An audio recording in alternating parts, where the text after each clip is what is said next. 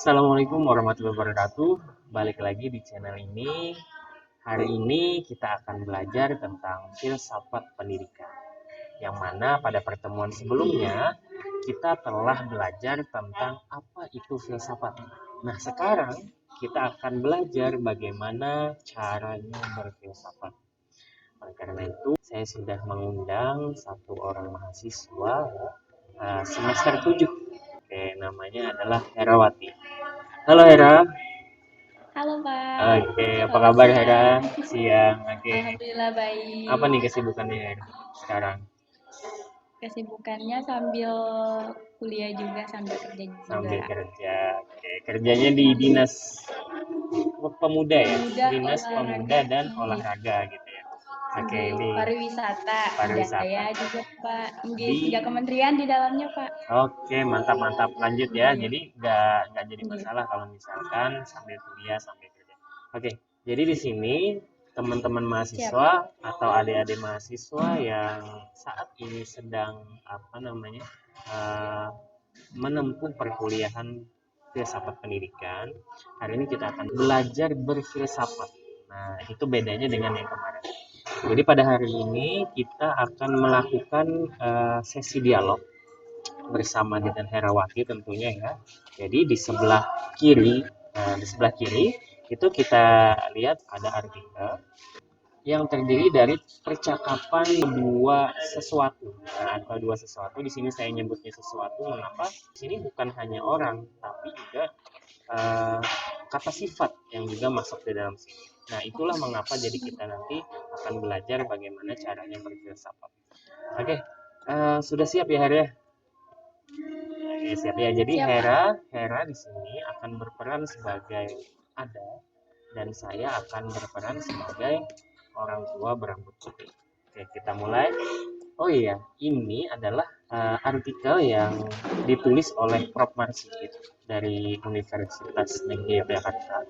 Beliau adalah guru besar di kampus tersebut dan sekarang beliau menduduki jabatan sebagai Direktur Pasca Sarjana Universitas Negeri Yogyakarta. Untuk itu, saya mohon izin apabila beliau nanti menonton video ini, saya mohon izin untuk memberikan atau membacakan artikel yang dibuat oleh beliau. Oke, langsung kita mulai. Judulnya adalah Elegi Menggapai Adat. Wahai orang tua rambut putih, aku ingin bertanya kepadamu, siapakah diriku itu? Kenapa aku disebut ada? Bila mana aku itu disebut ada? Ada banyak sifatmu itu, tetapi aku dapat menyatakan bahwa ada adalah kenyataan. Aku dapat menyebut engkau sebagai ada jika engkau itu nyata. Dari mana aku atau orang lain selain diriku mengetahui bahwa aku itu nyata? Jika aku memang ada, maka aku itu berada di mana? Engkau nyata jika aku dapat menunjuk satu atau beberapa sifatmu. Sedangkan keberadaanmu itu ada dua macam. Pertama, engkau itu berada di dalam pikiranku. Atau kedua, engkau itu berada di luar pikiranku. Apakah sifat-sifatku yang lainnya sehingga engkau mengerti keberadaanku? Engkau ada jika engkau nyata. Engkau nyata jika aku dapat menunjuk jumlahnya. Jika aku dapat menunjuk engkau itu sebagai satu, maka engkau itu ada. Jika aku dapat menunjuk engkau itu sebagai dua, maka engkau itu ada. Jika aku dapat menunjuk engkau itu sebagai tiga, maka engkau itu ada, dan seterusnya. Jika aku dapat menunjuk bahwa engkau itu sedikit, maka engkau itu ada. Jika aku dapat menunjuk engkau itu sebagai banyak, maka engkau itu ada. Jika aku dapat menunjuk bahwa engkau itu sedang-sedang saja, maka engkau itu ada. Engkau itu juga nyata jika aku dapat membedakan engkau dari yang lain.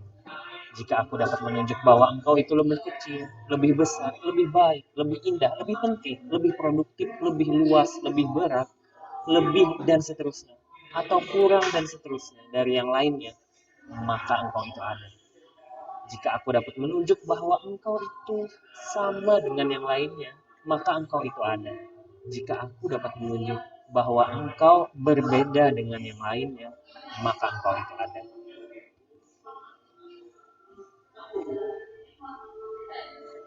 Apakah masih ada sifat-sifatku yang lainnya, sehingga engkau dapat menentukan keberadaanku?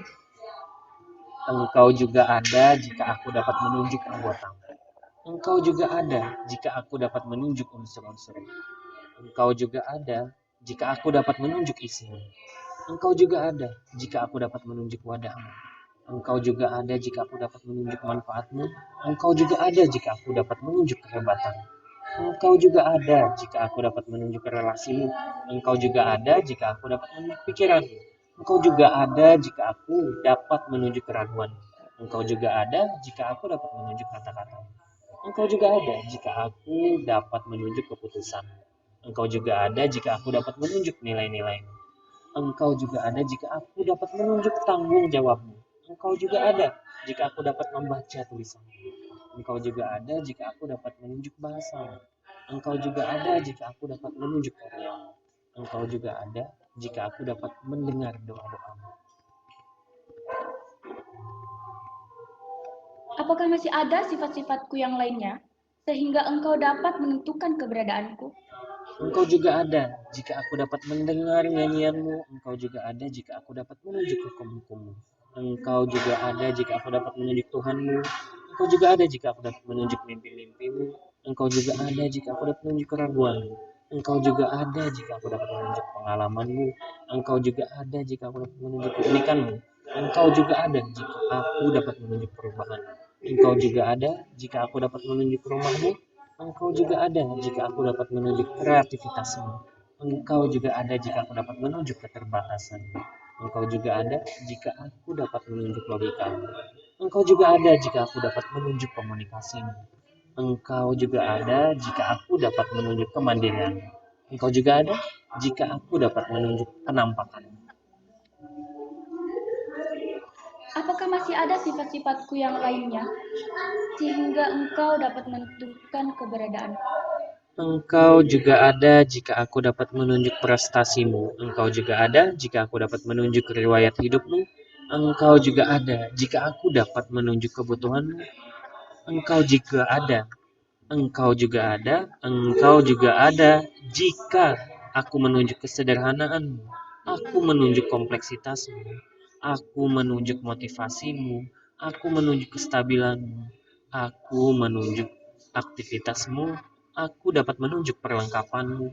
Aku dapat menunjuk nasibmu. Aku dapat menunjuk netralitasmu.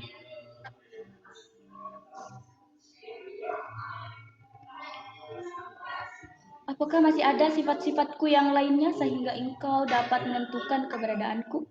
Engkau juga ada jika aku dapat menunjuk disharmonimu.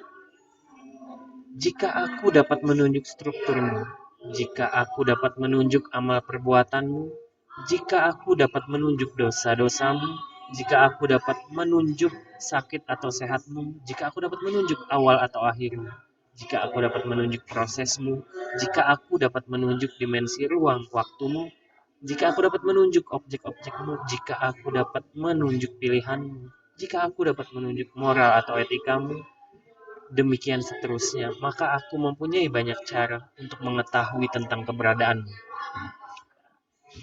Apakah bedanya aku yang berada di dalam pikiranmu dan aku yang berada di luar pikiranmu? Jika engkau berada di luar pikiranku, maka yang menjadi persoalan adalah bagaimana aku dapat memahamimu. Padahal aku tahu bahwa terdapat jarak antara aku dan dirimu. Maka sebetul-betulnya yang terjadi adalah bahwa aku tidak akan pernah bisa memahamimu. Yang benar adalah bahwa aku berusaha memahamimu. Sedangkan jika engkau berada di dalam pikiranku, maka yang menjadi persoalan adalah bagaimana aku dapat menjelaskan keberadaan dirimu kepada orang lain. Semua kata dan kalimatku tidak akan pernah cukup untuk menjelaskan dirimu yang ada di dalam pikiranku. Maka aku tak akan pernah bisa menjelaskan dirimu itu kepada orang lain. Yang benar adalah aku berusaha menjelaskan keberadaan dirimu kepada orang lain. Wahai Ada, apakah masih ada lagi pertanyaanmu? Masih. Bagaimana jika ada tidak ada dalam pikiranmu? Jika aku dapat menyebut bahwa engkau itu tidak ada dalam pikiranku, maka engkau itu pun ada. Bila mana aku dikatakan tidak ada? Jika aku tidak dapat menyebut bahwa engkau itu ada atau tidak ada. Oke, demikian tadi dialog antara Ada dan orang tua berambut putih. Terima kasih kepada Hera ya. Mungkin Hera di sini juga bingung ya tentang apa percakapan yang kita lakukan tadi. Dialog apa sih sebenarnya yang kita lakukan tadi? Tetapi ketika kita memahami lebih jauh, maka ini ada artinya.